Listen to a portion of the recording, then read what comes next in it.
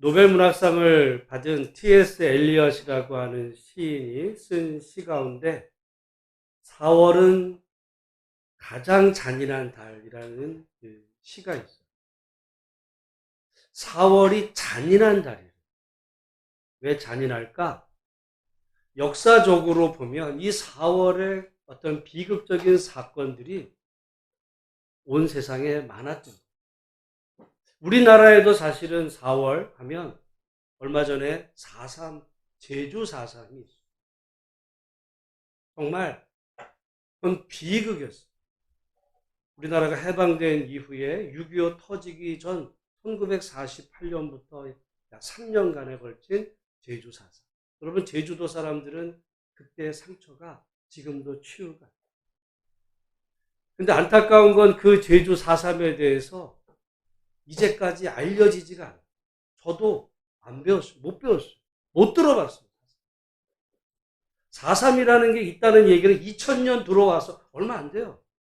지금도 아마 우리나라 계속 그 어떤 그 논쟁이 되고 있는 역사의 갈등, 우리나라가 그렇게 갈등과 분열, 아주 대표적인 상징적인 것이 4월 3일 있었고 또 4.19가 있고, 그러고 보면 4월은 가장 잔인한 달이라는 것이 어쩌면 맞는 말인지도 모르겠어요.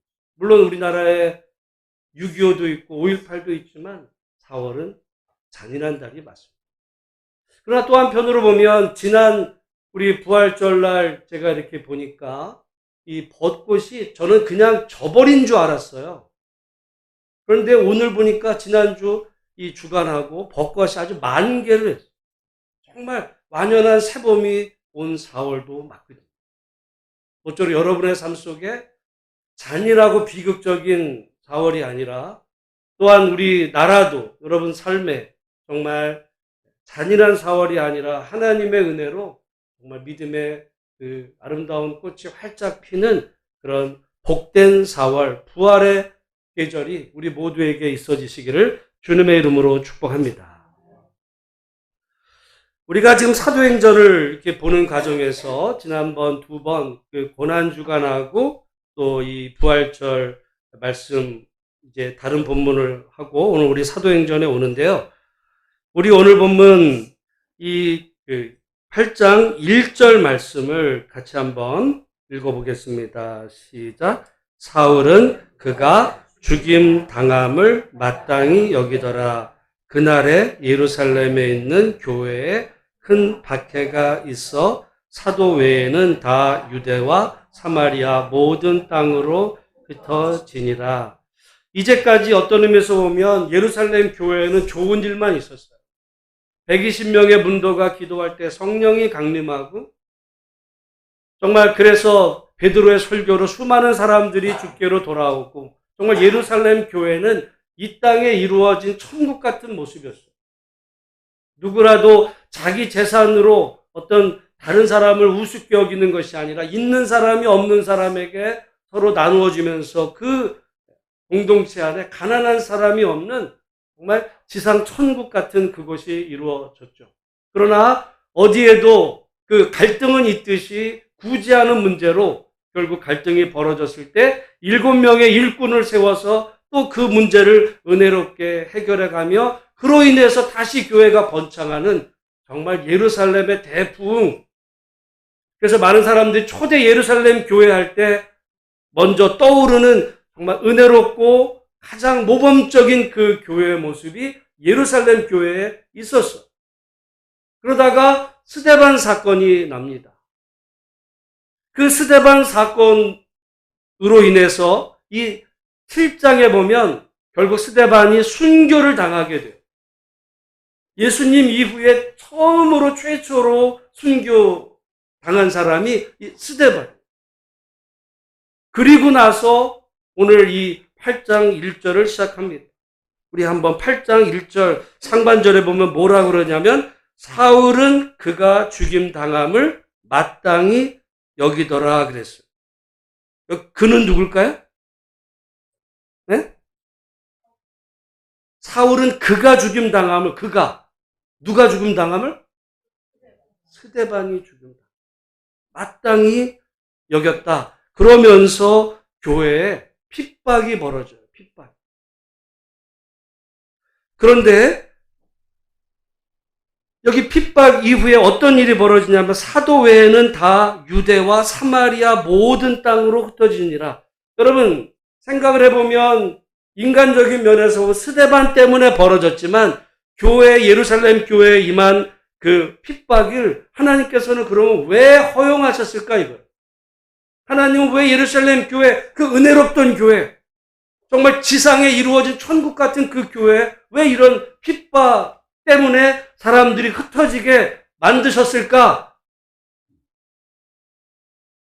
여기서 우리는 성경에 대해서, 그러니까 제가 지난번에도 말했지만 지난주 제가 그 마리아 이야기를 통해서 우리가 성경의 근거에서 정말 영감의 이 상상력으로 질문하면 성경은 놀라운 대답을 해요.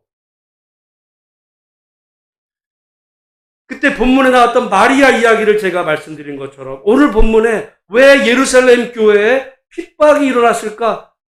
모르지 뭐. 근데 알 수가 있어요. 질문을 하면. 왜? 여기 뭐라 그러냐면 사도 외에는 다 어디로 흩어지니라 그래요? 유대와 사마리아와 모든 땅으로 흩어지니라. 여러분 성경의 어떤 이 말씀들이 괜히 거기 써 있는 게 아니에요. 그냥 여러분 봐세요. 큰 박해가 있어 다 흩어지니라 그래도 돼. 흩어졌잖아. 근데 왜? 유대와 사마리아와 모든 땅으로 흩어지니라. 그럼 여러분 유대와 사마리아 그러면 딱 떠오르는 게 있어요. 어디 떠올라? 오직 성령이 너희에게 임하시면 너희가 권능을 받고 예루살렘과 그 다음 사마리아와 온 유대와 사마리아와 땅끝까지 내 증인이 되리라. 거기에 유다와 사마리아가 나와요. 그러니까 이제까지 사도들은 성령 받은 이후에 그 예루살렘 교회가 은혜로 왔어. 정말 지상 천국이야. 근데 어떤 문제가 벌어져요? 여기가 좋습니다. 우리가 여기 너무너무 좋아. 여기 너무너무. 막 사람들도 오고 뭐 많은 사람들이 허다한 도에 복종하고 너무 은혜롭고 좋아. 그러다 보니까 사명을 이뤘어요. 사명이 뭐야? 유대와 사마리아와 땅끝까지 가서 내 증인이 되라. 증인이 된다는 말은요. 그 마르티르라고 하는 이 단어가 영어로 마터가 돼요. 이게 무슨 말이냐면 순교자가 되는 거예요. 아무나 여러분 뭐 이게 되는 게 아니라 유다와 사마리아와 땅끝까지 어떤 사람이 되냐면 순교자가 되라는 거예요. 그거는 죽어야 되는 길이야. 그러니까 사람들이 안 가. 안 가다 보니까 결국에 예루살렘 교회에 이 스데반 사건으로 핍박이 일어나서 어쩔 수 없이 가게 돼요. 여러분 그런 의미로 보면 왜 예루살렘 교회에 이런 핍박이 일어나게 됐을까? 물론 그 핍박을 가했던 예루살렘 사람이 나빠. 그렇게 우리 생각할 수 있지만 하나님의 관점에서 왜 그러면 그 은혜롭던 교회를 그렇게 핍박이 일어나게 허락하셨는가 보니까 교회가 사명을 이뤘어요. 어떤 사명? 권능을 받고 땅끝까지 이르러 내 증인이 되어야 한다라는 예수님 승천하시면서 마지막 그 사명을 잃어버리고 그냥 우리가 조사오니 여기서 현실에 안주하게 될 때 하나님은 비상한 방식을 통해서 그 교회에 핍박이 일어나게 되고 사람들이 어쩔 수 없이 살기 위해서 도망을 치는 과정에서 이 복음이 전해지는 그런 비상한 방식을 사용하시는 하나님의 모습을 보거든요. 이거를 오늘 우리의 삶 속에 적용해 보면 성령 받고 은혜 받고 여기가 좋사오니 나랑 뭐 알콩달콩 여기 이렇게 살면서 그게 우리 신앙의 전부라고 그럴 때 하나님은요 이상한 방식을 사용할 수가 있어요.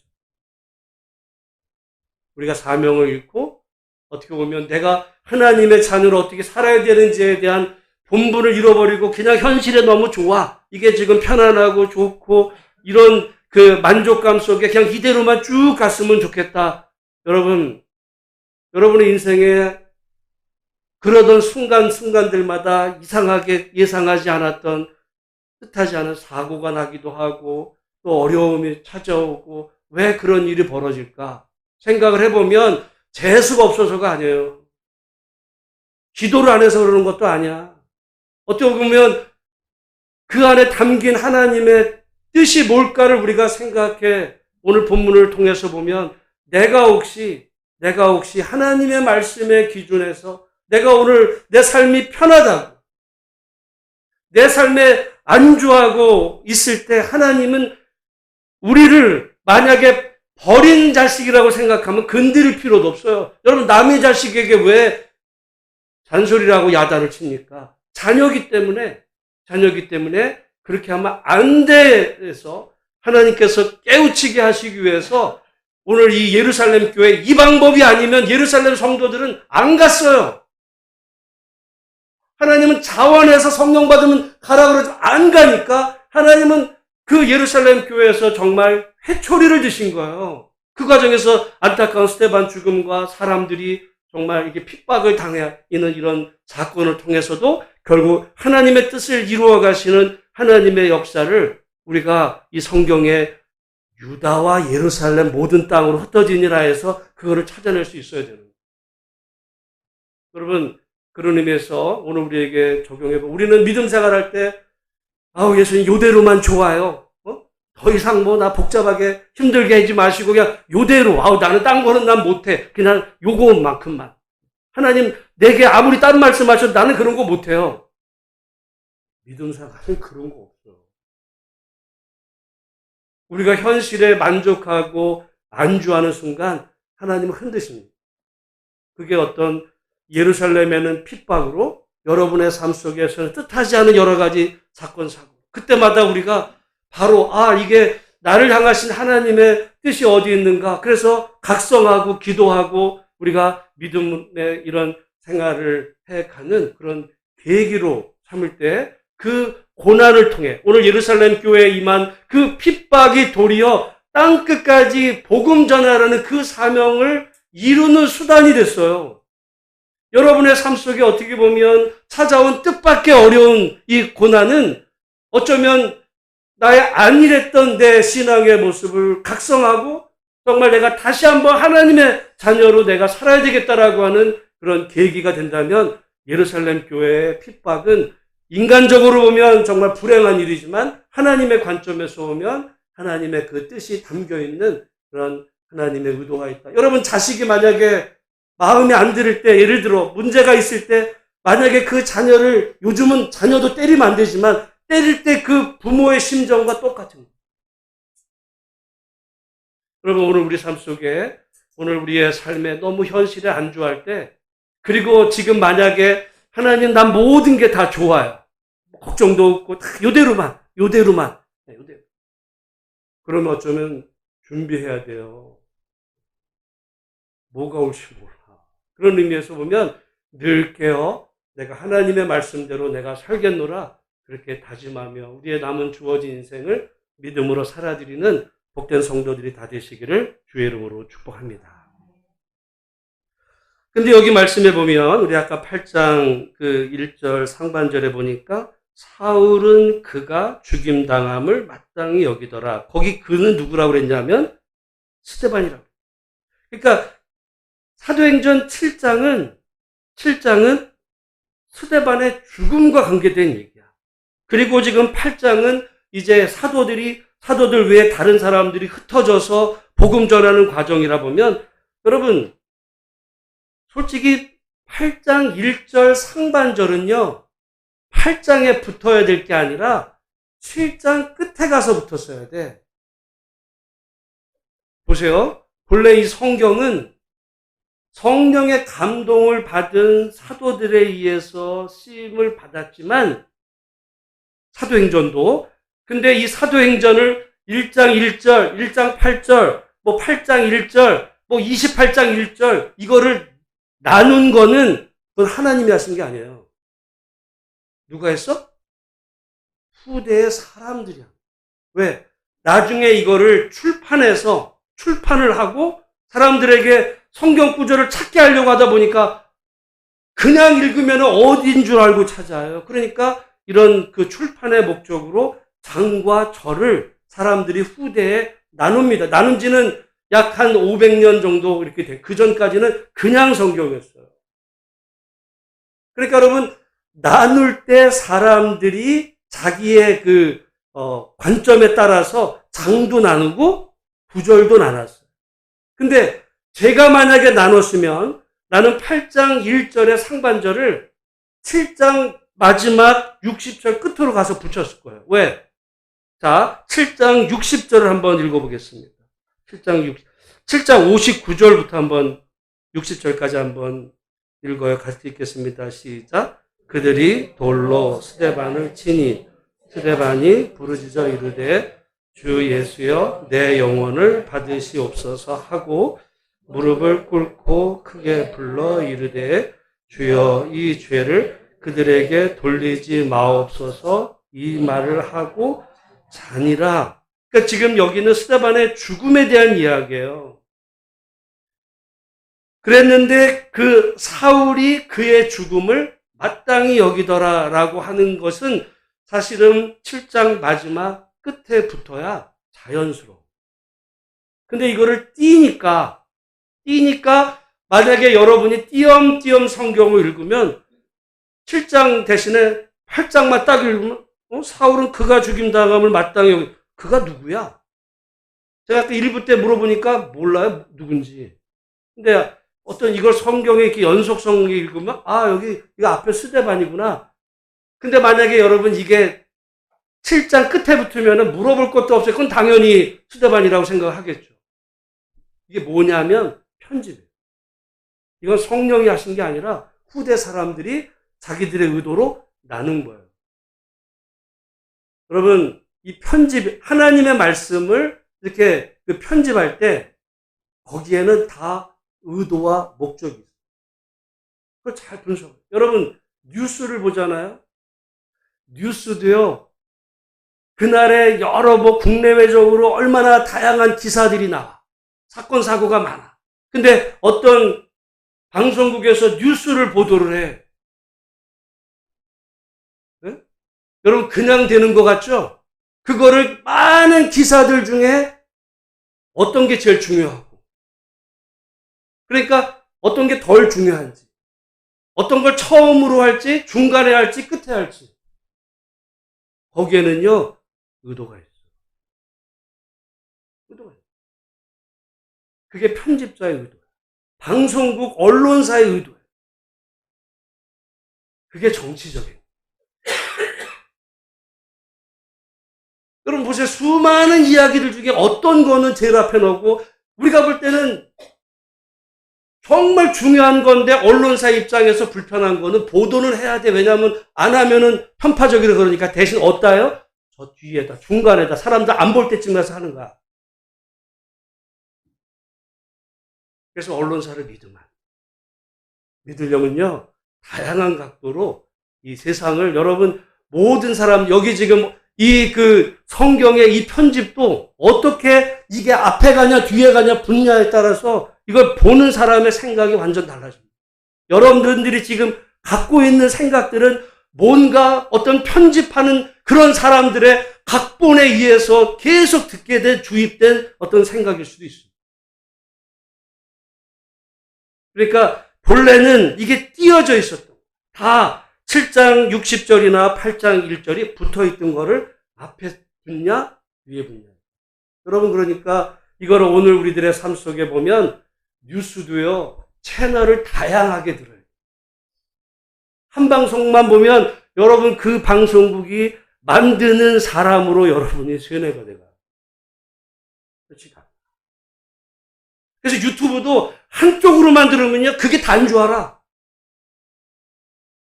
아니에요. 오늘 우리가 살아가는 세상에서 지금 이 사울은 그가 마땅히 죽임을 여기더라라는 이 말씀이 본래는 그 하나의 팩트가 어디에 붙고 떨어지냐가 어떻게 보면 우리가 성경을 해석하고 하는 일에 있어서 이게 전혀 다른 결과가 낼 수도 있고, 이게 이제 그러다 보니까 이게 8장 1절이 그 뒤에 붙으면은, 아까 앞에 붙었으면 어떤 일이 벌어지냐면, 스데반이 죽을 때 그 현장에 사울이 있었어요, 없었어요? 있는 게 돼. 이게 8장으로 넘어오니까 어떤 일이 벌어져요? 없을 수도 있어. 아, 사건은 거기서 스데반이 죽었는데, 사울이 그걸 듣고, 아유, 그놈 죽어 마땅하지. 이렇게 생각했다라고 생각할 수가 있어요. 그러니까 우리 대부분 그렇게 생각을 해. 근데 이걸 7장 끝에 붙으면 어떤 일이 벌어져요? 스데반 죽이는 그 자리에 사울이 있었어요, 없었어요? 있었어요. 그래서 많은 성경학자들은 말하기를 스데반 그 순교 사건의 주동자가 누구냐? 누구예요? 사울이야. 스데반을 누가 죽였어요? 사울이 죽인 거예요. 여러분, 그 말이 어디 붙냐에 따라서 완전히 얘기가 달라져. 그래서 지금 사울은요, 스데반을 죽인 자.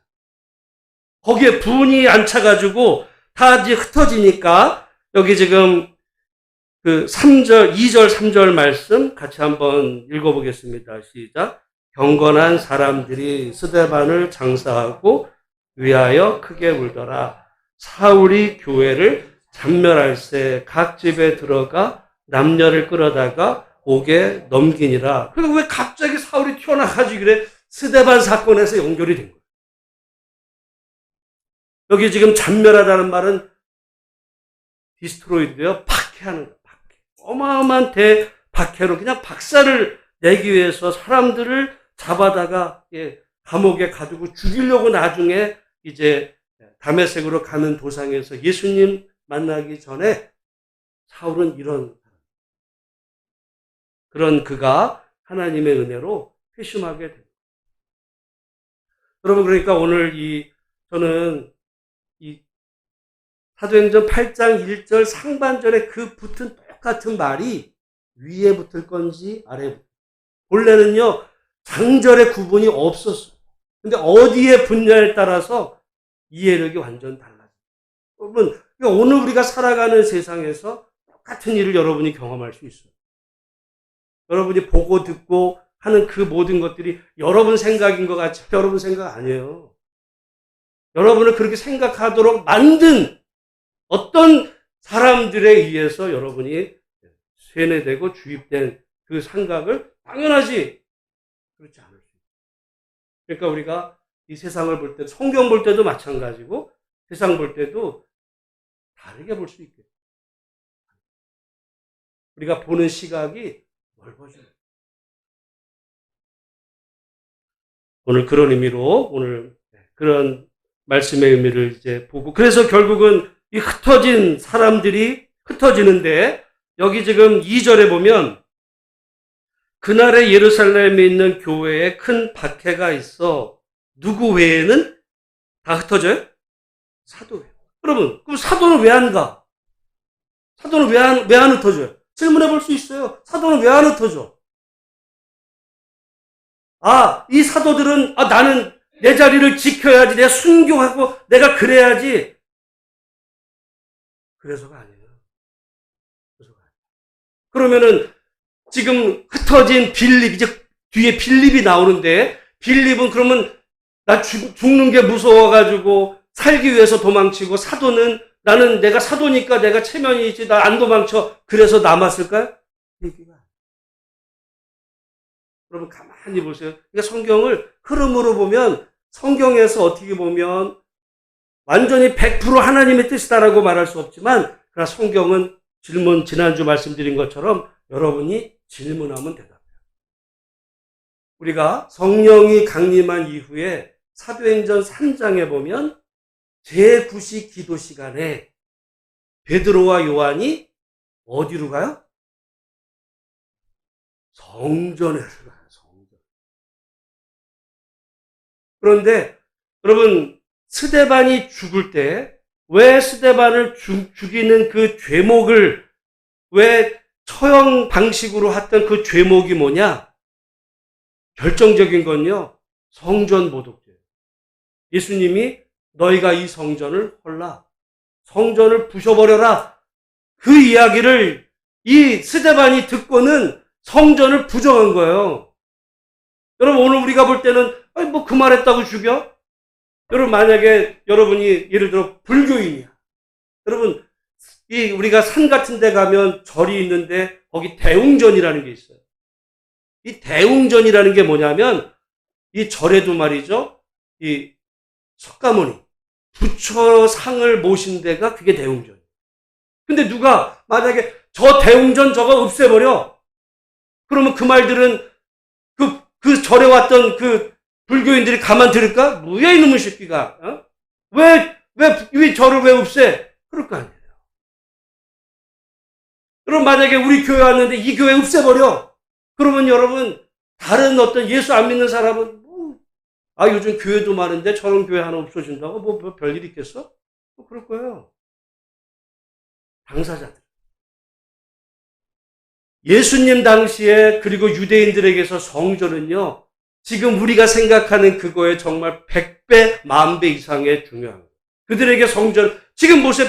팔레스타인에서 이스라엘하고 예루살렘이 지금도 싸우잖아. 왜 싸우는 줄 알아요? 그 성전 때문에 싸워. 근데 그 성전을 예수님이 뭐라고 그랬어요?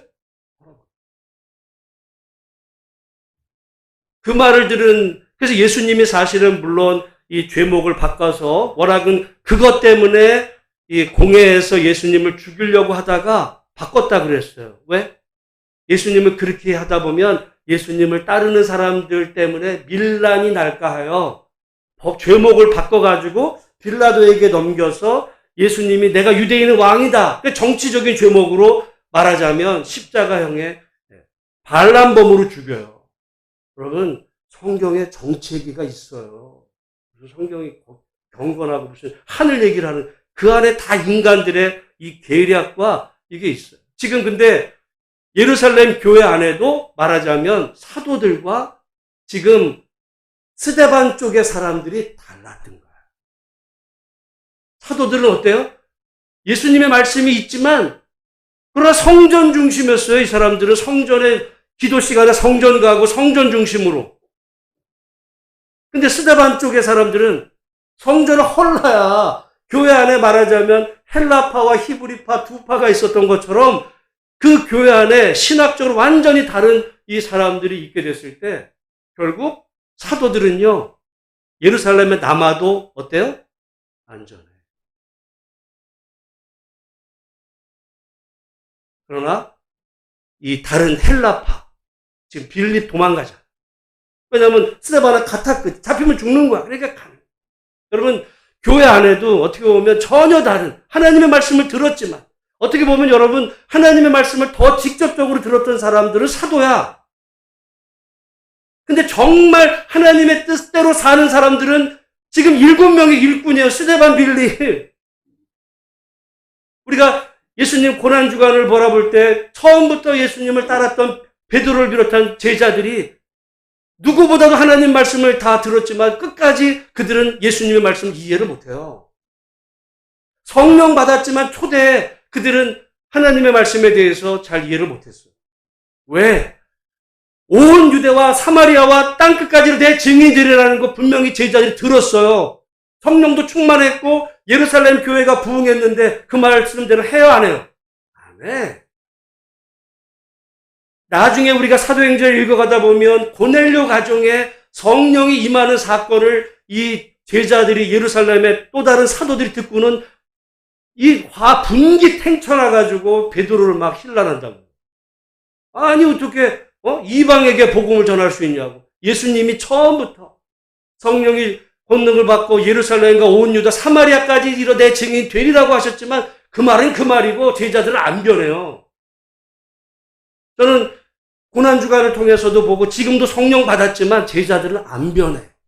죄송해요. 여러분 예수 믿는다고 변해요? 안 변해. 예수를 제대로 믿지 않으면 아무리 신앙생활해도 안 변해.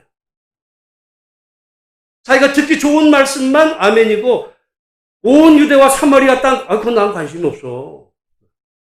그것만 해야 돼? 내가 저기 할 것만 하면 되잖아. 여러분, 순종에는요, 내가 딴 거는 한 50% 하고 50%안 하고 그건 불순종이야, 성경. 그래서 우리가 성경의 하나님을 알아가야 될 이유가 혹시라도 이 성경 말씀을 읽으면서 나를 향하신 하나님의 뜻은 그 안에 없는가 분석해 보면서 불편하죠? 그게 편했으면 여러분 이미 했어요. 불편하니까 안 하는 거예요. 근데 그 불편한 것이 하나님의 말씀이라고 여겨진다면 그 앞에서 아멘하고 정말 하나님의 말씀의 뜻에 따라 순종하며 살아가는 참 믿음의 성도들이 되시기를 주의 이름으로 축복합니다. 근데 오늘 본문에 여기 지금 그래서 흩어진 사람들이 어떤 일을 하는가 4절부터 한번 읽어보겠습니다. 4절, 5절, 6절 같이 한번 읽습니다. 시작. 그 흩어진 사람들이 두루 다니며 복음의 말씀을 전할세 빌립이 사마리아 성에 내려가 그리스도를 백성에게 전파하니 무리가 빌립의 말도 듣고 행하는 표적도 보고 한 마음으로 그가 하는 말을 따르더라. 자, 그 다음에 7절까지 한번 읽어보겠습니다. 시작. 많은 사람에게 붙었던 더러운 귀신들이 크게 소리를 지르며 나가고 또 많은 중풍병자와 못 걷는 사람이 나으니. 여러분, 우리는 이 일을 보면 꼭 여러분 이 말씀을 읽으면서 누가 생각이 나요? 네? 예수님이 생각이 나야 돼. 예수님이 하신 일이야. 많은 사람에게 붙었던 더러운 귀신들. 여러분, 예수님께서 거라사 군대 귀신을 쫓아내잖아요. 그리고 많은 중풍병자를 일으켜 세우고 못 걷는 사람, 그런 사람을 세우는 그 예수님. 그러니까 여러분, 이 말씀을 보면 복음서를 읽을 때 왜 예수님께서 그 많은 이적을 행하셨던 그 원인이 뭔가 우리는 많은 사람 뭐라 그래? 그건 예수님은 하나님의 아들이니까. 그분은 하나님의 아들이니까 그냥 하지. 근데 우리는 사람이라 그런 건 못하고. 그래요? 여기 보니까 빌립이 하네? 뭐야? 그러면 말이죠. 예수님, 여기서 우리 다시 질문해요. 성경은 질문한 만큼만 우리에게 답을 해줘요. 빌립이 그 일을 한 건 빌립 개인의 능력이 아니라 처음에 보면 지혜와 성령이 충만해요. 빌립은 어떤 사람이에요? 성령 충만. 우리가 처음으로 예수님이 사역하실 때 마태, 마가, 마가복음엔 나오지 않는구나. 예수님이 세례 받으실 때 예수님 위에 어떤 일이 벌어져요? 성령이. 예수님의 모든 사역은 누구의 결과야? 성령께서. 예수님이 하는 게 아니라 예수님은 우리와 성정이 같게 이 땅에 오셨지만 그러나 예수를 통해서 하나님의 성령이 역사하셨던 그 복음서는 그러니까 성령의 역사예요. 오늘 지금 이 빌립도 결국은 빌립 개인의 능력이 아니라 빌립을 통해 역사하신 성령의 역사. 결국 오늘 우리가 이 땅에서 우리 인간으로는 할 수 없지만 하나님의 성령, 하나님의 영, 성령으로의 충만함. 그래서 우리가 성령의 충만함을 구하는 건데, 근데 여러분 성령으로 충만해도 제자들, 사도들, 12사도들은 성령으로 충만했어도 자기 한계를 못 넘어갈 때가 있어요. 예루살렘과 온 유대와 사마리아 땅끝 이르되 증인 되리라. 그 말을 성령에 임했어요. 근데 안 들어. 그러니까 하나님이 치신 거예요. 오늘 우리가 이 땅에 살면서 우리 그리스도인으로서 나는 나는 내가 나는 아무것도 아니고 그게 아니라 물론 그렇다고 우리가 무슨 중풍병자를 일으키고 귀신 쫓아내고 이래야 된다는 것보다도 여러분 그래서 우리가 항상 하나님 내 육신으로 할 수 없지만 하나님의 성령으로 나를 충만하게 채우셔서 나를 하나님의 도구로 사용하여 주옵소서.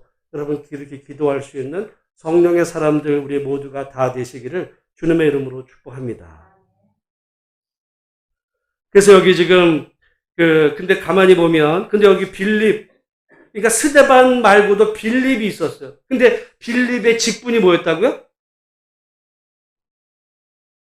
우리가 많은 교회에서는 7집사라고, 성경을 읽어보시면, 이게 집사란 말이 영어로 디콘인데요. 그런 말 나온 적이 없어. 그냥 일꾼이야, 일꾼. 뭐 하는 일꾼? 말하자면, 재정출납. 그래서 본래 집사의 직분이 뭐라고요?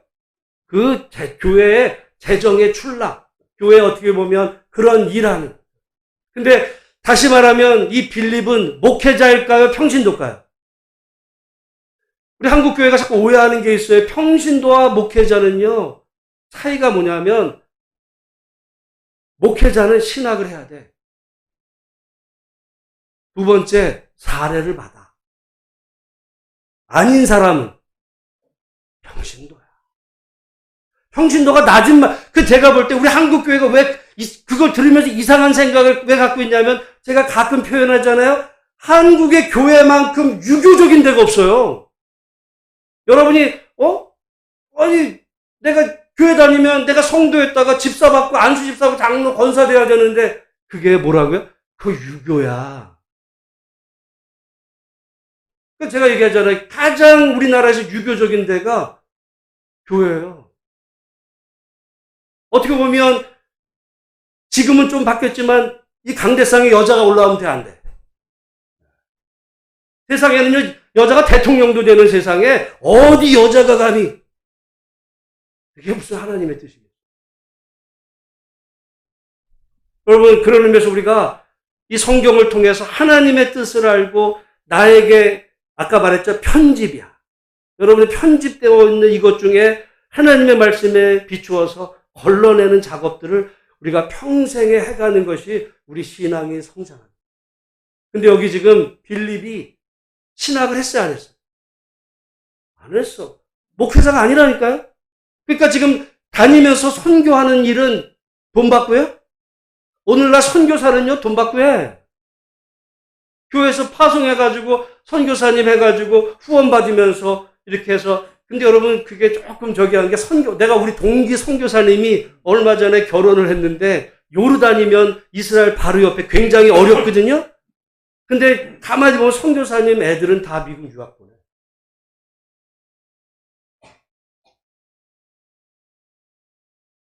지금 어떻게 보면, 여기 나온 이 빌립은 제대로 어떻게 보면 신학 또는 무슨 사례 받고 주의 일을 하는 게 아니라 은혜 받고 기쁨으로 자기의 삶을 하나님 앞에 헌신한 일꾼입니다.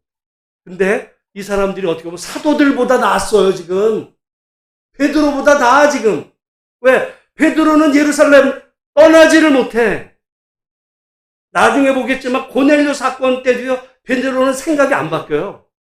그래가지고 하나님께서 비상한 방식으로 이 환상을 통해서 베드로가 어쩔 수 없이 순종하게 만들어서 고넬료 집으로 보내시는 하나님의 이 강권적인 역사를 보면 사람은 안 바뀌어요. 그런 의미로 여러분 오늘 이 말씀 속에 빌립을 한번 생각해요. 빌립이 어떻게 보면 저에 해당한다기보다는 여러분에게 해당해요. 근데 스데반도 그렇고 스데반의 여러분 사도행전 7장 설교를 한번 여러분 오늘 가서 오후에 한번 쭉 읽어보세요. 그건 위대한 설교예요. 성경을요 구약을 정통했어. 그리고 거기서 그 스데반이 공격을 당한 그 이유 중에 아까 말씀드린 것처럼 성전을 헐라. 어떻게 보면 제자들보다 훨씬 그 예수님의 생각에 가까워 있던 이 스데반, 오늘 본문의 빌립, 그냥 일꾼.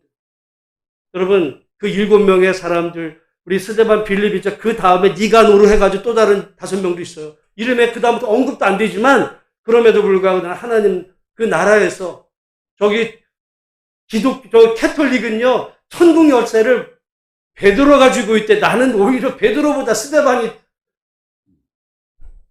베드로만 못해요? 오히려 베드로는 예수님의 제자였다는 이유로 온갖 무슨 명예를 다 얻지만 스데반은요, 초창기에 죽어. 이름도 없이 빛도 없이. 그러나 저는 하나님 나라에서 가장 큰 자로 일컬음을 받을 것입니다. 제가 여러분 교회 달력을 보시면 올해 우리 교회 달력의 어떻게 보면 주제가 선교사예요. 4월의 선교사가 누구냐면 제가 여기 주보에 이렇게 했는데 4월의 선교사는 루비 캔드릭이라는 우리 선교사예요. 근데 여기 4월의 선교사 거기 양력을 잘 보면 루비 캔드릭은요 1883년에 태어나서 1908년에 죽어요. 몇 살에 죽어? 25세 죽어. 한국에 와서 25세. 한국에 온 지 약 8, 9개월 만에 그냥 세브란스에서 죽어. 그만큼 우리나라가 그 시절에 정말 나라가 망해가던 시절이니까 여러분 조선이란 나라는 위대한 나라였어요. 여러분 어떤 집안도 한때 위대했다가 망해가면 문제가 되지. 우리나라 그 시절에 선교사들이 올 때가 나라가 망하던 때였어요. 그러니까 혼란스러운 그때 와서 죽는데 루비 캔드릭이 뭐라 그랬냐면 내게 만약에 내가 다른 사람에게 줄 수 있는 내 1000번의 생명이 있다면 내가 내 모든 생명을 조선을 위해 바치겠다. 그게 이 루비 캔드릭의 묘비에 있어요. 몇 살에? 25. 저는 어떻게 보면 우리가 만약에 여러분 누가 딸이 25세 선교사로 어디로 가자마자 1년도 안 돼 거기서 죽었어요. 병 걸려가지고. 그러면 뭐라 그러겠어요? 왜 괜히 쓸데없는 해가지고 개 죽음 당하니 차라리 시집이나 가고 믿음 생활 잘했으면 되지. 왜 그 짓 했어? 여러분 세상에서의 평가와 하나님 안에서의 평가가 전혀 다르다. 오늘 이 빌립의 모습을 보면서도 빌립이 저는 베드로, 요한, 야고보 못지않게 정말 이 하나님 나라에서 큰 자. 마찬가지예요.